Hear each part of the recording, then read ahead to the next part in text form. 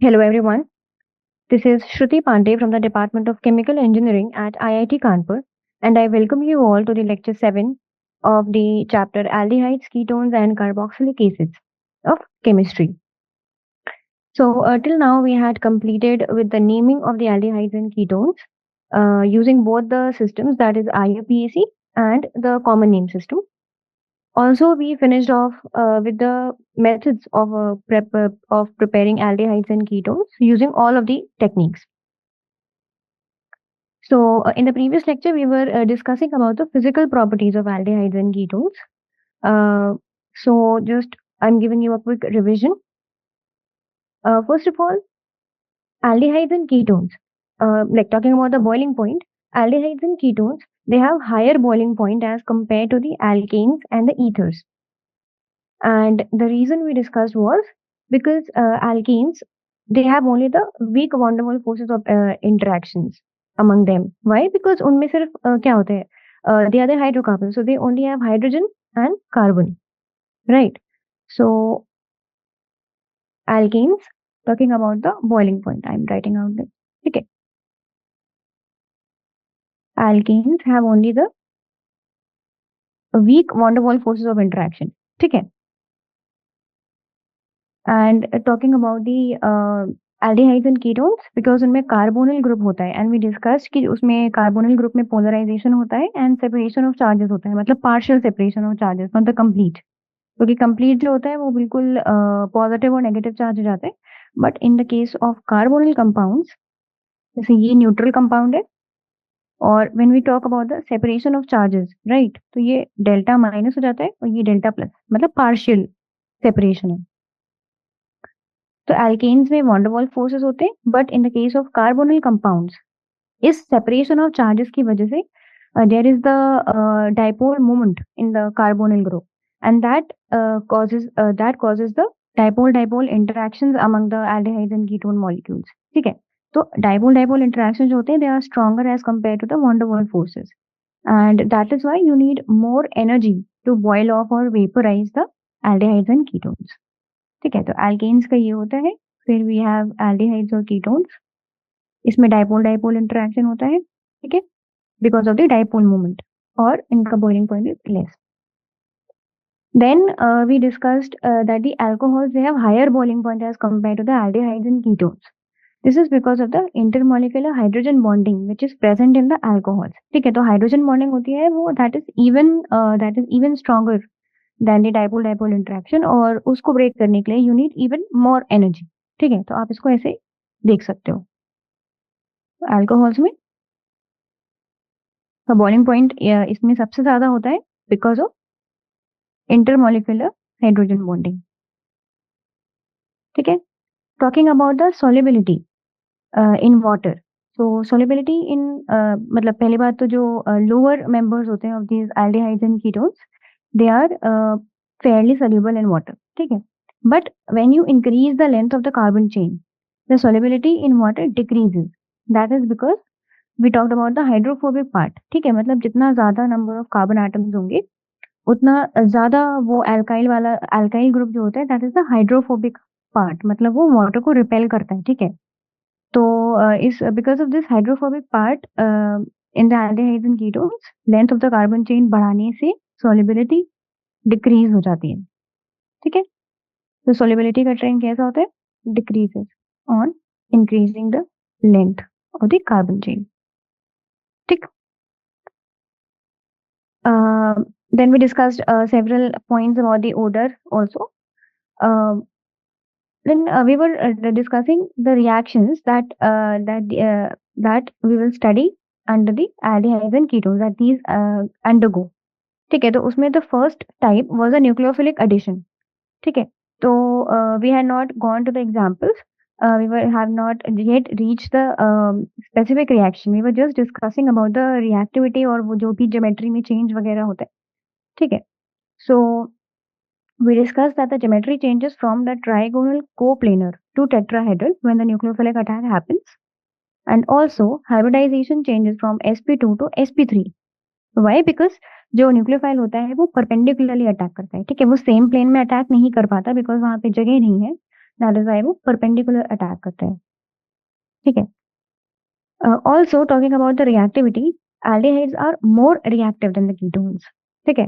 And this is because, I write it down, they are more reactive than ketones, ठीक है। Like you must have thought that aldehydes and ketones both have the carbonyl group, ठीक है। सो उनका reactivity में ज्यादा difference नहीं होना चाहिए, बट ऐसा नहीं होता है, ठीक है। The first reason is the steric reason, steric factor, ठीक है। स्टेरिक फैक्टर मतलब जो स्पेस में मॉलिक्यूल्स प्रेजेंट है, कंपाउंड प्रेजेंट है, उससे क्या इफेक्ट पड़ रहा है, ठीक है।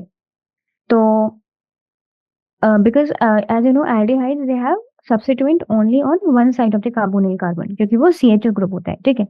whereas ketones में you have substituents on both the sides of the carbonyl carbon। तो इसका मतलब है कि कीटोन में क्योंकि ज्यादा सब्स्टिट्यूएंट है ऑन बोथ द साइड है, तो इसका मतलब वो ज्यादा क्राउडेड होगा। क्राउडेड मतलब it will, the nucleophile will not be able to attack that carbonyl carbon properly, ठीक है, क्योंकि जगह नहीं होगा तो वो आ नहीं पाएगा, और रिपल्शन की वजह से भी हो सकता है। And in the other case aldehydes में बिकॉज एक साइड पर सिर्फ हाइड्रोजन होता है, so there is a lot of space, उतना क्राउडिंग नहीं होता और रिपल्शन भी नहीं होता है। So that is why the nucleophile, the aldehydes are more accessible to the nucleophilic attack because of less steric hindrance, ठीक है। तो ये हो गया आपका स्टेरिक फैक्टर, ठीक है। Steric hindrance is less in aldehydes. Secondly talking about the electronic region और the electronic factor. Electronic factor मतलब इलेक्ट्रॉन्स की वजह से क्या हो रहा है, ठीक है। तो suppose this is some alkyl group R and this is a carbon, ठीक है। तो ये जो अल्काइल ग्रुप्स होते हैं they generally they show the plus, the positive inductive effect, मतलब plus I effect. Plus I effect का मतलब क्या होता है कि they have a tendency of increasing the the electrons towards the carbon atom, ठीक है। तो अगर इसी कार्बन एटम में एक R लगा है और बाकी सब हाइड्रोजन है, ठीक है, तो थोड़ा प्लस आई इफेक्ट होगा। अब अगर इसी कार्बन में दो R लगे हुए हैं, R प्राइम, ठीक है, तो ये वाला ग्रुप भी प्लस आई इफेक्ट शो करेगा, और that is why the this electronic effect on this carbon atom will increase, ठीक है। तो वो बेसिकली क्या हो रहा है, वो नेगेटिव, वो पॉजिटिव चार्ज को कम कर रहे हैं, ठीक है। क्योंकि जब ये इलेक्ट्रॉन्स, मतलब अगर ये इलेक्ट्रॉन्स प्रोवाइड करेगा, आप ऐसे बोल सकते हैं कि जो कार्बन है ये इलेक्ट्रॉन्स को खींच रहा है, या फिर आप ऐसा भी बोल सकते हैं कि जो अल्काइल ग्रुप है वो अपने like it is just repelling away the electrons towards the carbon atom, ठीक है। तो जब carbon atom is already positive charge, right, ठीक है, partially positive charge because of this, because we are talking about the carbonyl carbon, तो यहाँ पे already delta plus charge है, पॉजिटिव पार्शियल पॉजिटिव चार्ज है, और जब इसमें इलेक्ट्रॉन्स का और चार्ज आएगा negative, so it will become less positive, ठीक है। तो कंक्लूजन क्या हुआ कि जितने ज्यादा अल्काइल ग्रुप्स होंगे उतना ज्यादा जो कार्बन में चार्ज है वो लेस पॉजिटिव होता जाएगा, मतलब पॉजिटिव चार्ज कम होता जाएगा, ठीक है। और न्यूक्लियोफाइल को अटैक करने के लिए पॉजिटिव चार्ज चाहिए होता है, ठीक है। और पॉजिटिव चार्ज जब कम होगा तो न्यूक्लियोफाइल के अटैक करने का चांसेस या फिर पॉसिबिलिटी भी कम हो जाएगा। So that is the reason, ketones में क्योंकि दो अल्काइल ग्रुप होते हैं, ठीक है, तो पॉजिटिव चार्ज कम हो जाता है ज्यादा, but in the case of aldehydes ऐसा नहीं होता because there is only one alkyl group present. So this was all about what we had discussed in the previous lecture. It was the summary of that. Okay. Now what will we do is we will okay. Let me just give you one example of the boiling point. Okay. So यहाँ पे I'll write down several compounds. This is the example. Okay. And you have to arrange those in the order of the boiling point. Okay. So there will be the different kinds of compounds. Okay. I'm writing down the names. This is aldehyde, alcohol, ether, and we have simple alkane.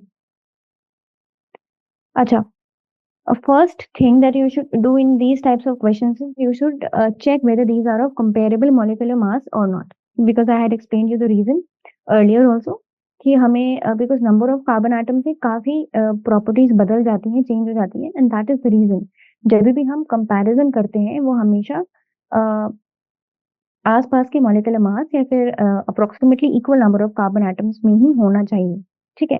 तो as you can see that all of these they have 4 carbon atoms, ठीक है? And even if you talk about the molecular mass, आप देखोगे कि when you like calculate the molecular mass in सबका approximately same range मतलब बहुत कम range में आ जाता है मॉलिक्यूलर मास, ठीक है? So that means we are in a position to compare these molecules. Now, so we have aldehyde, alcohol, ether and alkane. ठीक है, तो अभी आप ऊपर वाला ट्रेंड अगर देखो this trend that I had written. First of all, alkanes because they only have the van der Waals forces of attraction.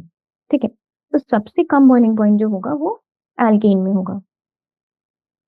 ठीक है, so let me number this like A, B, C, D. ठीक है, तो सबसे कम boiling point is of the alkane. तो D का सबसे कम है. Then because ether has this O, ठीक है, तो इसमें कुछ level of hydrogen bonding possible होता है, हालांकि वो as compared to alcohols it is very less, ठीक है, तो because van der Waals के साथ में you have a very less amount of hydrogen bonding, so that is why then ether will be there.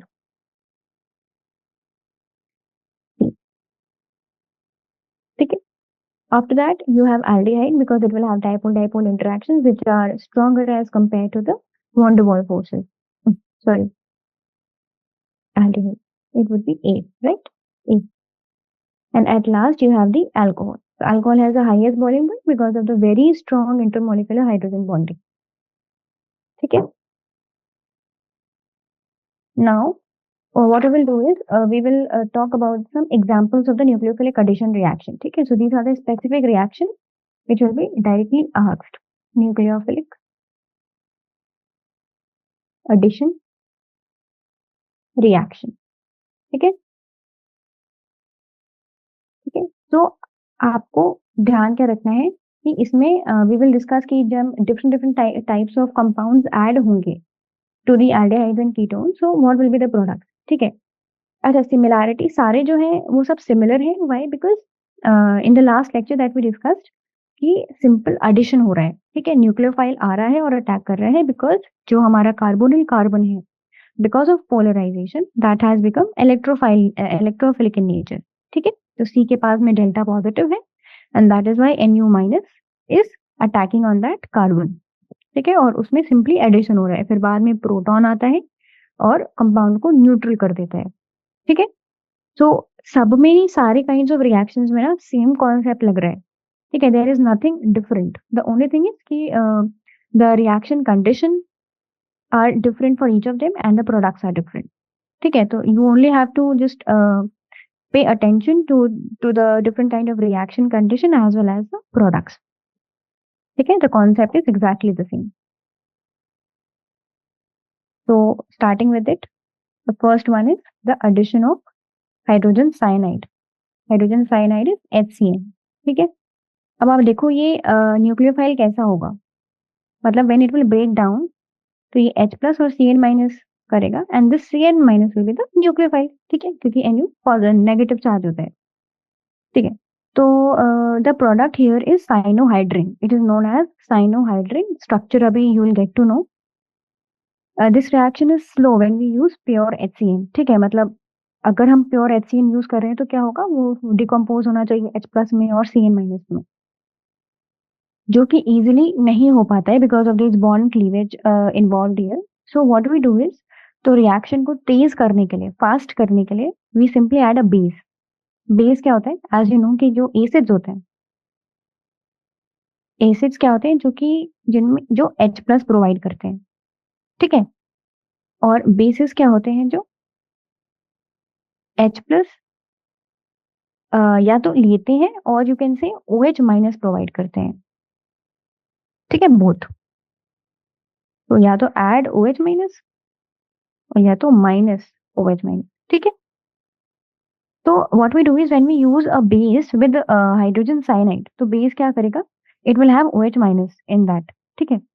तो HCN, जिसे suppose करिए ये आपका HCN है, ठीक है, and it is not able to decompose easily, ठीक है, वो H प्लस और Cn माइनस इजिली नहीं बना पा रहा है, and you are also using a base जिसमें कि which has provided OH minus, ठीक है। So now what will this do? Because this H plus will go to OH minus and it will form water and it will leave Cn minus, ठीक है। तो base कुछ नहीं कर रहा है, बेस का कोई और काम नहीं है, but it is only used for making the reaction fast, ठीक है। रिएक्शन को जल्दी करने के लिए we are adding a base, that's it. अब हमारे पास ये न्यूक्लियोफाइल आ चुका है Cn minus. Now this nucleophile will attack the carbonyl carbon, ठीक है। As I told you, it will be delta minus, will be delta plus. Cn minus is the nucleophile. This will attack. Sorry, this will attack this carbonyl carbon. ठीक है, plus वाले की तरफ जाएगा, क्योंकि ये माइनस है तो प्लस वाले की तरफ जाएगा, ठीक। And the intermediate would be similarly as I told you कि वो टेट्राहेड्रल स्ट्रक्चर हो जाता है, O माइनस और यहाँ पे Cn, ठीक है। अभी भी O माइनस है, तो ये जो इंटरमीडिएट प्रोडक्ट है that is not neutrally stable, ठीक है, ये न्यूट्रल अभी भी नहीं है, और दैट इज वाई जो हमारा H प्लस होगा, जो हमारा रिएक्शन मीडियम में H प्लस आयंस होंगे, प्रोटॉन्स होंगे, अब वो उनसे रिएक्ट करेगा एंड OH Cn, ठीक है। अब this is a very general reaction, ठीक है। तो कभी भी आप मतलब यहाँ पे कोई भी ग्रुप हो सकता है, you will have A and B over here, ठीक है, कोई भी टाइप का ग्रुप हो सकता है, तो जो हमारा प्रोडक्ट होगा यहाँ पे भी A और B हो जाएगा, ठीक है। तो ये जो कंपाउंड है इसे हम लोग बोलते हैं साइनोहाइड्रिन, क्यों? क्योंकि इसमें Cn भी है तो उससे साइनो, और OH है इस वजह से हाइड्रिन, ठीक है। Complete name will depend upon A and B, ठीक है, कि क्या कंप्लीट चेन है, कितने कार्बन एटम्स हैं, कौन कौन से ग्रुप्स लगे हुए हैं, so that will like the name will depend upon these two groups A and B, ठीक है। जो जनरल हम बोलते हैं that is cyanohydrin, and these are useful synthetic intermediates. So this was one addition reaction. Coming to the other one. Next one is the addition of sodium hydrogen sulfide, and this is NaHSO3, ठीक है। Sulphate is SO4, right, sulphide is SO3। तो अब इसका addition हो रहा है, तो इसमें भी सेम चीज है, लेकिन प्रोडक्ट क्या होगा, लेट्स सी। ये हमारा कार्बोनिल कार्बन, ये हमारा रिएजेंट जिससे जो कि ऐड हो रहा है, ठीक है। अब क्या होगा, how will this break down? तो obviously this is Na plus and S, like this will, because Na is positive, HSO3 minus, ठीक है, ये कैटायन है Na प्लस, और ये HSO3 minus is a anion, ठीक है। तो वो इस तरीके से ब्रेक डाउन हो जाएगा। नाउ अगेन दिस, सो हमारे पास न्यूक्लियोफाइल कौन सा है, Na प्लस, तो एक वो है ना, like it will not get added first, ठीक है। हमें क्या ऐड, हमें एडिशन करवाना है न्यूक्लियोफाइल का। So this HSO3 minus is the nucleophile and it will go and it will, this HSO3 will attack this carbonyl carbon, ठीक है। तो अभी हमारे पास प्रोडक्ट क्या होगा, SO3H, ठीक है, और वहां पे क्या बच रहा है, O minus, and now O minus के साथ में ये Na प्लस जो है वो जाके चला जाएगा, ठीक है। तो what we will get is ONa, ठीक है। So this is a neutrally stable product, ये स्टेबल है, न्यूट्रल है मतलब। अच्छा, बिकॉज ऑफ नाउ ये तो अभी डिकम्पोज हुआ था Na प्लस में, तो ये Na plus because it was a cation so it attacked the O minus ion, ठीक है, O माइनस को अटैक करके ये प्रोडक्ट बन गया। Now you have proton in the medium, right. तो अब अगर प्रोटॉन रिएक्ट करेगा तो प्रोडक्ट जो होगा वो क्या होगा, इट विल लाइक Na हट जाएगा और इसकी जगह पे H आ जाएगा, और SO3 will remain as it is, ठीक है, उसमें कोई फर्क नहीं आएगा, SO3H, ठीक है। एंड दिस कंपाउंड, ये जो फाइनल प्रोडक्ट आया है उसे हम लोग बोलते हैं बाइसल्फाइड एडिशन प्रोडक्ट, अच्छा, एज यू कैन सी कि यहाँ पे मैं जो reactions I am writing down, they are the reversible reaction, मतलब I am drawing two arrows, one on the right hand, like one going from left to right and the other from right to left, ठीक है। तो this is a sign of reversible reaction, मतलब reaction has this capability कि depending upon the condition, reaction condition, the reaction may either go to the right hand side or it may go to the left hand side, ठीक है। तो अगर right hand side की तरफ जाएगा तो वो प्रोडक्ट बनेगा, ठीक है, the product would be there. And if it is going backwards towards like towards the left hand side, then product की यील्ड काफी कम होगी एंड जो रिएक्टेंट है वो ही रहेगा, ठीक है।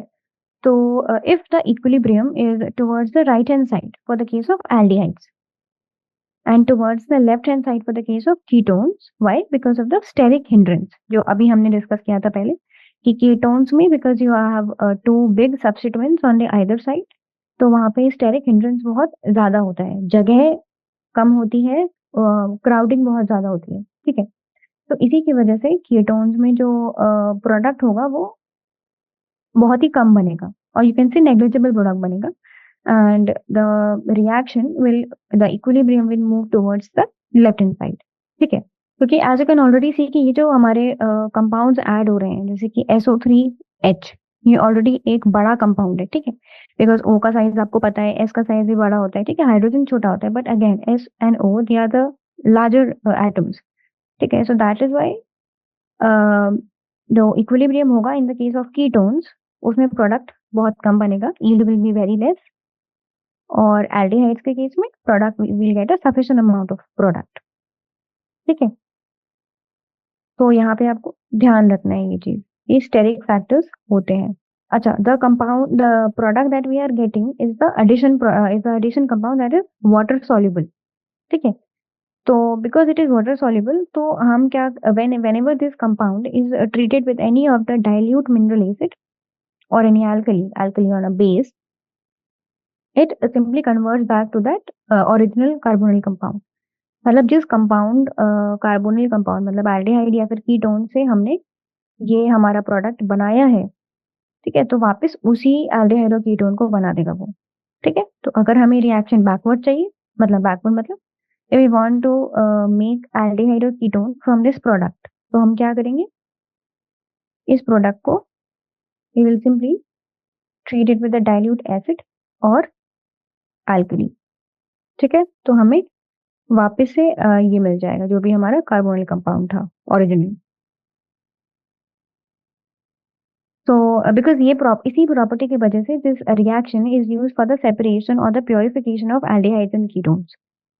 ऐसा क्यों? बिकॉज मतलब सपोज करिए कि कोई इम्प्योरिटी है, मान लीजिए कोई एक रिएक्शन मिक्सचर है जिसमें कि एल्डिहाइड्स कीटोन्स भी हैं और अल्कोहल भी है, सपोज करिए, ठीक है, या फिर कोई एक अदर कंपाउंड है, ठीक है, और आपको सेपरेट करना है एल्डिहाइड और कीटोन को, तो आप क्या करोगे, you will simply add NaHSO3 and in the proper reaction condition, तो what will happen is you will get this product, ठीक है। अच्छा, केवल कार्बोनिल कार्बन ही जो ये एल्डिहाइड और कीटोन है सिर्फ वही प्रोडक्ट बनाएगा, ठीक है, जो बाकी के कंपाउंड्स होंगे, जो इम्प्योरिटीज होंगी, ठीक है, वो प्रोडक्ट नहीं बनेंगी, ठीक है। And when you get the product, आप प्रोडक्ट को अलग करिए, separate it out, and then वापस से आप इसको डाइल्यूट एसिड या फिर अल्कली में ट्रीट करवाइए, and you will get the pure aldehyde और कीटोन, और आपकी इम्प्योरिटीज अलग हो गई, ठीक है। So this is the method of the separation or the purification of aldehydes and ketones. Just keep this in mind also, ठीक। Now coming to the next is the addition of Grignard reagent, ठीक है। Grignard reagent क्या होता है? RMgX, ठीक है। इसमें R भी कोई भी आपका एल्काइल ग्रुप या फिर सब्स्टिट्यूएंट हो सकता है, और X is the halogen, FCl Bri, ठीक है। नाउ इसका रिएक्शन भी सिमिलर होगा, ठीक है। ये आपका कार्बोनिल कार्बन है, तो हैव RMgX, ठीक है। तो एज यू नो कि जो, क्योंकि मैग्नीशियम मेटल है तो ऑब्वियसली वो इलेक्ट्रोपॉजिटिव होगा मेटल्स, ठीक है। सो दैट इज वाई यहाँ पे भी सेपरेशन ऑफ चार्ज होता है, जैसे कार्बोनिल ग्रुप पे होता है वैसे यहाँ पे भी होता है। Oh sorry, this would be plus, ठीक है, electropositive, and R would be delta minus, ठीक है। अब आप ये समझो कि जो C है वो डेल्टा प्लस है, delta minus, right. So now, तो अब ये जो ब्रेक हुआ तो इसमें R अलग हो गया, और MgX अलग हो गया, ठीक है, because of the separation of charges delta minus and delta plus. Now तो हमारा इलेक्ट्रोफाइल क्या है, क्योंकि this is positively charge, right, और ये हमारा न्यूक्लियोफाइल है, जो nucleophile is negative charge, right, तो R जो है वो हमारा न्यूक्लियोफाइल है। तो अब क्या होगा, ये जो R होगा ना, that will go and it will react with this carbonyl carbon, और जो MgX है that will go and react with O, that is delta minus, ठीक है। तो ये जो जाएगा ये O के साथ में जाएगा, ठीक है। तो आप ऐसे याद करो कि नेगेटिव वाला पॉजिटिव के साथ में अटैच होगा और पॉजिटिव वाला नेगेटिव के साथ में अटैच होगा, ऐसे ही होता है, ठीक है। सो इस अटैचमेंट के बाद, एडिशन होने के बाद जो हमारा इंटरमीडिएट है that would be of this structure.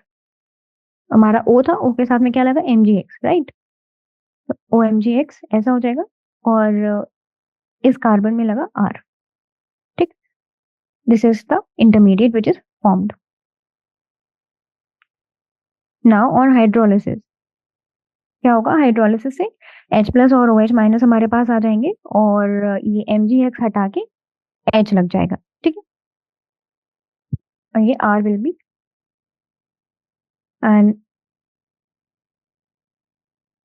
This is the by product, ठीक है। So this was the general reaction कि जब विग्नार रिएजेंट आता है तो इंटरमीडिएट कैसा होता है, और एडिशन के बाद में, and what is the final product, ठीक है। तो अब हम क्या करेंगे, we will see some more conversions of this kind, and I'm using a specific aldehyde or a ketone over here, ठीक है।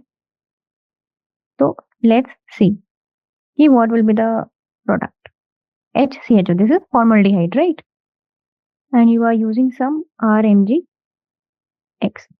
ठीक है। तो अगर हमें इंटरमीडिएट बनाना है तो क्या हो जाएगा, इसमें क्या है, दोनों तरफ H और H लगा है। अगर आप ऊपर से कंपेयर करो जनरल रिएक्शन से, तो आपके जो दोनों ग्रुप्स हैं A और B वो क्या है, बोथ आर हाइड्रोजन, ठीक है। तो यहाँ पे भी क्या होगा, you will have H, you will have OMgX, और यहाँ पे क्योंकि R ऐड हो रहा है तो ये R, this is the intermediate, ठीक है।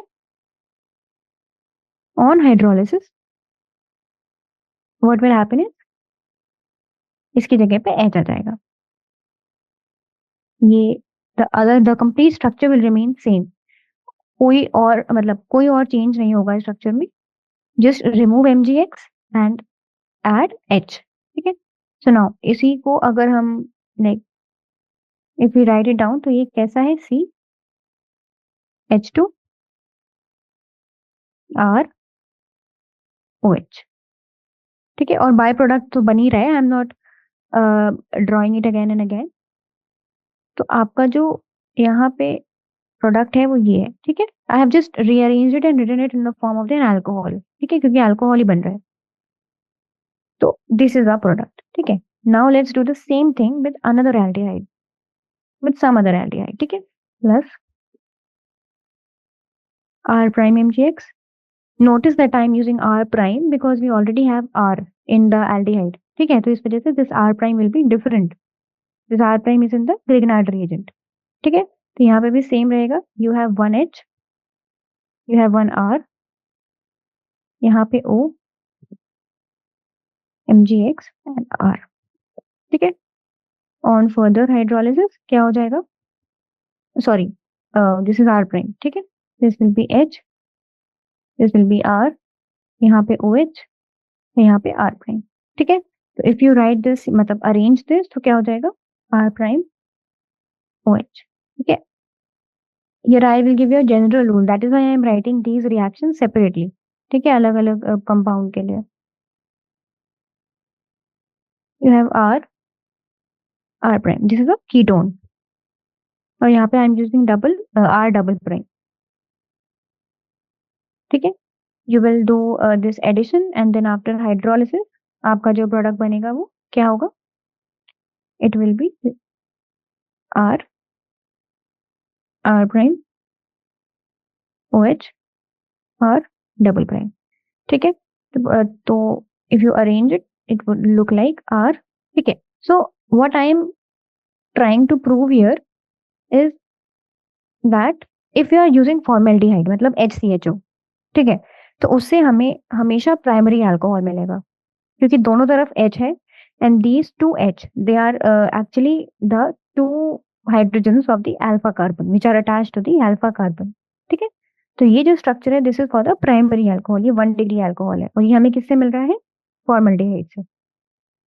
ठीक है? So this is a general result, तो let me write it down in red. Okay, so if you want to, like, if you are in the middle of an examination and if you want to write down the products faster, then आपको ये पूरा hydrolysis करने की जरूरत नहीं है कि ये इंटरमीडिएट बना रहे हैं फिर प्रोडक्ट बना रहे हैं, सिंपली आपको इस तरीके से प्रोडक्ट मिल जाएगा। ठीक है? So this is primary alcohol. Now if you are using any other aldehyde, ठीक है, फॉर्मल्डिहाइड के अलावा if you are using any other aldehyde, then you will always get a 2 degree alcohol, और उस अल्कोहल में you will have this R जो कि aldehyde से आया है, और दिस आर आर प्राइम जो कि ग्रिग्नार्ड रीजन से आया है। ठीक है? उन दोनों को CH में लगा दो and the product you will gate. In the third one, if you are using any ketone, then you will always get a 3 degree alcohol on the addition with the Grignard reagent.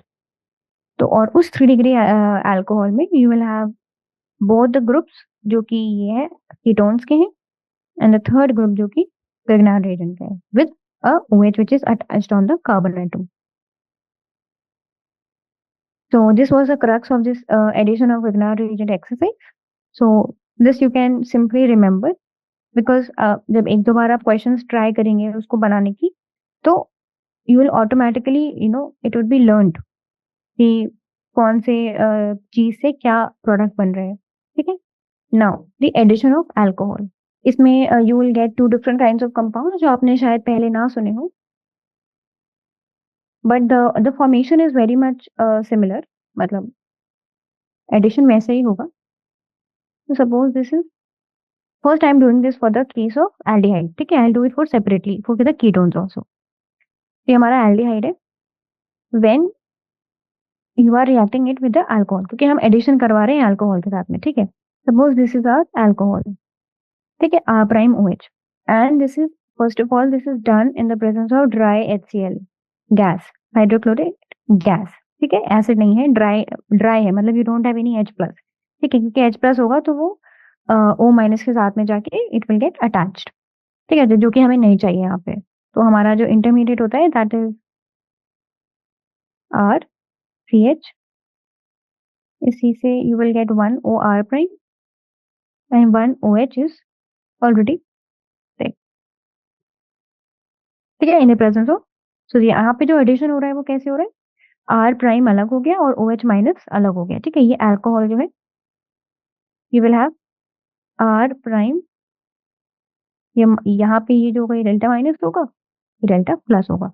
ठीक है? तो carbon के साथ में you will have negative part, मतलब C के साथ में OH लग रहा है एंड O के साथ में R प्राइम लग रहा है। ठीक है? Simple addition. Now this type of structure, this type of compound with this structure is said to be hemiacetal। ठीक है? When you have OR prime in the carbon with alcohol। ठीक है? मतलब बेसिकली अगर आप इसको देखो तो ये आपको एक ईथर की तरह दिखाई देगा। ठीक है? C है, फिर O है, फिर एक अदर C है। ठीक है? So this is basically the structure for ether, जब when we had discussed this. ठीक है? And in addition to that we have OH also। so इस दोनों को मिला के बोलते हैं hemiacetal। ठीक है? अभी the reaction will not stop, it will take another molecule of alcohol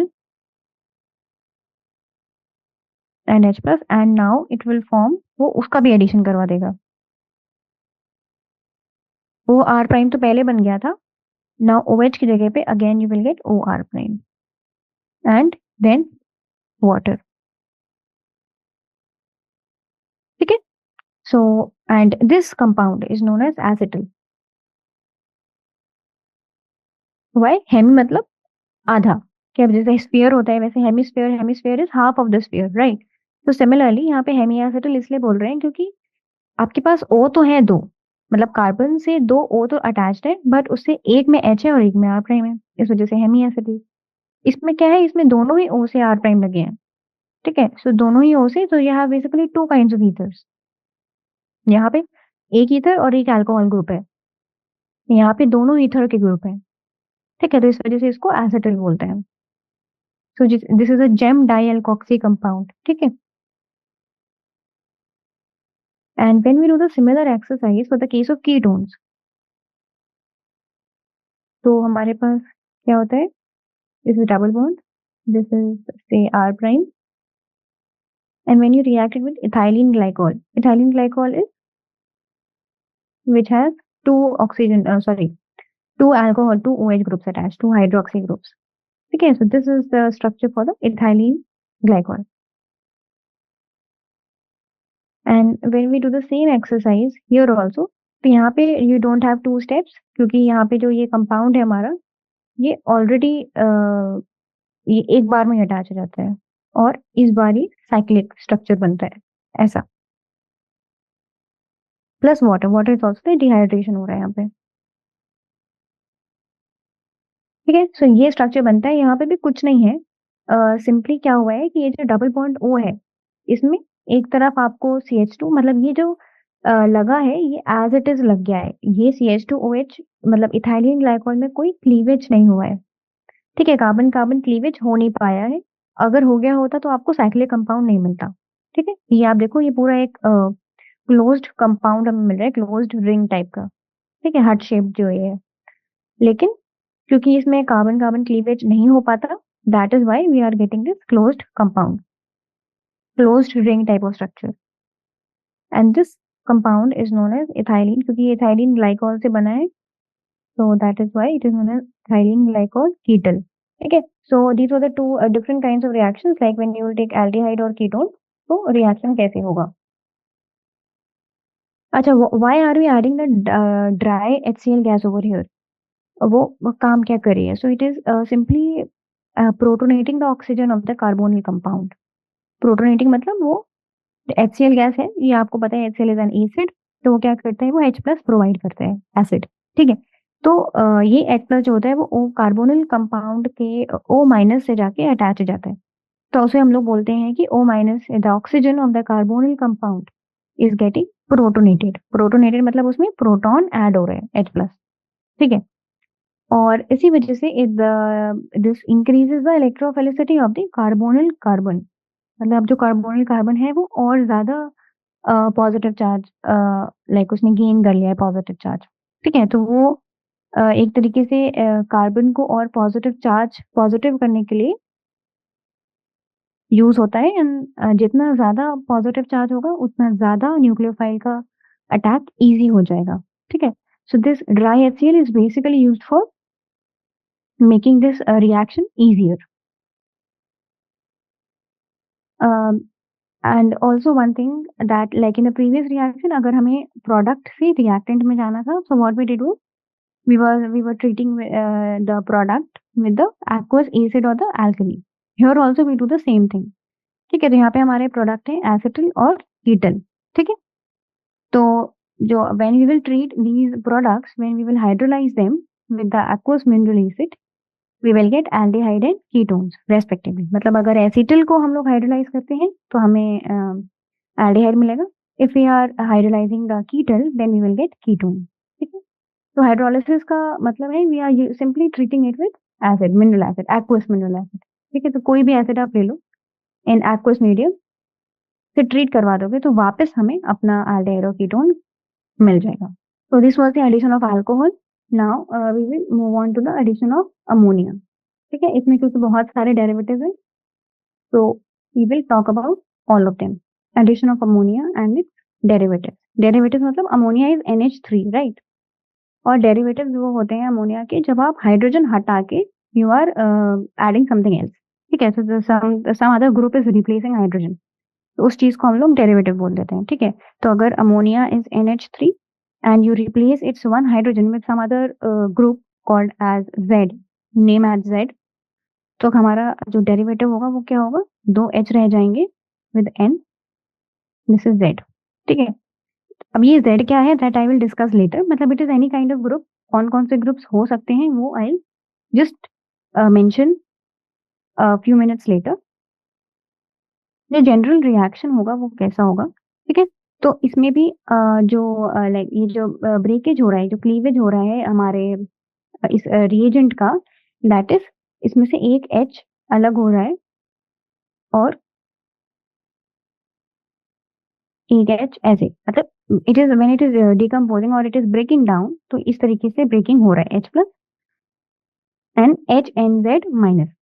ठीक है, तो अब ये जो नेगेटिव वाला है ये nucleophile, it will act as a nucleophile and therefore this nucleophile will attack this partial positive or this electrophile carbon। ठीक है, तो after the attack जो intermediate होगा that would be OH NHZ। ठीक है, कार्बन से ये लग गया और O से O माइनस से H प्लस लग गया। ठीक है, सिंपल एडिक्शन हो रहा है डबल बॉन्ड को हटाने के लिए। ठीक है, नाउ नेक्स्ट स्टेप पे what will happen is dehydration हो जाता है and the water is removed. ठीक है, सो वाई, मतलब ऐसा डिहाइड्रेशन क्यों हो रहा है और ये बाकी के रिएक्शंस में, जो बाकी के एग्जांपल्स we did उसमें क्यों नहीं हो रहा है। ठीक है, सो उसका रीजन है बिकॉज यू कैन सी कि ये जो है, ये जो फर्स्ट स्टेप है that is a reversible reaction. ठीक है, लेकिन ये जो प्रोडक्ट फॉर्मेशन हो रही है that is because the equilibrium is towards the right hand side of the reaction. ठीक है, और ऐसा क्यों है, क्योंकि ये जो हमारा इंटरमीडिएट बन रहा है वो एज इट इज स्टेबल नहीं होता। ठीक है, दिस इज नॉट स्टेबल और इस वजह से रैपिड डिहाइड्रेशन हो रहा है। डिहाइड्रेशन मतलब the removal of water molecule. ठीक है, तो because this is not stable and water molecule is being removed as soon as this product is being formed, मतलब जैसे ही प्रोडक्ट बना वैसे ही वाटर मॉलिक्यूल रिमूव हो गया। ठीक है, तो इस डिहाइड्रेशन की वजह से जो रिएक्शन है दैट इज हैपनिंग, मतलब जो इक्विलिब्रियम है that is towards the right. Also this is an acid catalyzed reaction, so you need to use some acid over here। ठीक है, now I will tell you about Z। ये जो Z है ये कोई भी एक ग्रुप हो सकता है। क्या क्या हो सकता है, it can be an alkyl group जैसे कि CH3 हो गया, C2H5 हो गया and the higher alkyl groups. It can be simple aryl group, ठीक है, बेंजीन रिंग वगैरह। जो Z है वो OH भी हो सकता है, it can in turn be NH2, can be a complicated compound like this, or it can be an amide form of structure like this। ठीक है, and several more। ठीक है, तो मतलब there are many other options। ठीक है, so now whenever any of these will act as a Z, we will get a completely different compound। ठीक है, तो उनके नाम क्या होते हैं, we will now discuss the what are the possibilities। ठीक है, तो suppose let's start with the simplest one. ठीक है, तो अगर Z जो है वो H है, H मतलब सबसे हाइड्रोजन। ठीक है, तो इसका मतलब we are simply adding ammonia. ठीक है, तो अगर, तो okay, what I will do is we will write it in a tabular form. ठीक है, तो यहाँ पे क्या है, I will write down what is Z over here, what is the compound called. Compound मतलब जो प्रोडक्ट है वो नहीं, जो रिएजेंट बन रहा है, जो इस रिएजेंट ऐड हो रहा है वो उसका नाम क्या है। ठीक है, और then we will talk about the derivative, मतलब जो हमारा प्रोडक्ट बना हुआ है। ठीक है, उसका स्ट्रक्चर क्या है और उसका नाम क्या है। तो सबसे पहले सिंपलेस्ट कौन सा है, when you are adding H। ठीक है, नाम क्या हो जाएगा हमारे रिएजेंट का, दैट इज सिंपली अमोनिया। ठीक है, हमारा जो प्रोडक्ट बनेगा वो कैसा बनेगा, Z की जगह पे बस H लग जाएगा। ठीक है, जो हमारा जनरल रिएक्शन में लिखा था वो क्या था, उसमें जो हमारा प्रोडक्ट था दैट वाज NZ, राइट। तो बस आपने क्या करना है, आपने H की जगह पे Z की जगह पे H लगा देना है। ठीक है, and this product is called as imine। It is the same imine that we studied when we were doing the Stephen reaction. ठीक है, तो उसमें जो हमारा इंटरमीडिएट बनता है वो भी imine होता है, which we discussed in the previous lecture itself. ठीक है, प्रिपरेशन ऑफ एल्डिहाइड्स और कीटोन्स में। So this is imine. Now it can be any alkyl group R, उसे हम लोग क्या बोलते हैं, अमाइन. ठीक है. अगर आप कोई H हटा के if you are replacing it with any of the alkyl group, तो उसे हम लोग अमाइन बोलते हैं. ठीक है. We will study about the IUPAC naming and all when we will discuss amines in detail. ठीक है. तो अब क्या होगा, हमारा जो प्रोडक्ट होगा that would be same. यहाँ Z की जगह पे क्या लग जाएगा, R, सिंपल है ना. अब इसका जो नाम है वो क्या है, because it is simply I mean only, बस H की जगह पे R लग गया है. ठीक है. तो हम लोग उसको ऐसे ही बोल देते हैं सब्सटीट्यूटेड आईमाइन. ठीक है. मतलब नाम क्या होगा दैट विल डिपेंड कि ये R क्या है. ठीक है. तो उसी, बट ये ग्रुप अभी भी आईमाइन है. ठीक. And suppose if this is alcohol, Z is an मतलब हाइड्रोक्सी ग्रुप, तो ये जो कंपाउंड होता है इसका नाम हो जाता है हाइड्रोक्सिल अमीन. ठीक है. जो हमारा रिएजेंट है उसका नाम होता है हाइड्रोक्सिल अमीन. जो हमारा प्रोडक्ट होगा दैट वुड बी सिमिलर, बस Z की जगह पे OH. ठीक है. और इसका जो प्रोडक्ट का जो नाम है दैट इज ऑक्साइन. ठीक है. ये स्ट्रक्चर होता है, यहाँ पे ए और बी कुछ भी हो सकता है. जो कंप्लीट नेम जो होगा ना दैट विल डिपेंड कि ए और बी मतलब जो बाकी के ग्रुप्स हैं वो क्या है. If you are adding NH2, this would be hydrazine. ठीक है. ठीक है. और उसका जो प्रोडक्ट हो जाएगा वो हाइड्रोजोन. ठीक है. So you might get confuse, just remember this कि यहाँ पे हाइड्रोजीन है और this is hydrazone. This will be a benzene ring. Suppose we are adding this. ठीक है. सो द कंपाउंड में look very complicated, but just आपको बस यही सोचना है कि ये बेंजीन नहीं है, it is simply one substituent. ठीक है. उसको जस्ट ट्रीट करना है आपको एज अ सब्स्टिट्यूएंट, जस्ट, और you can simply write it as pH.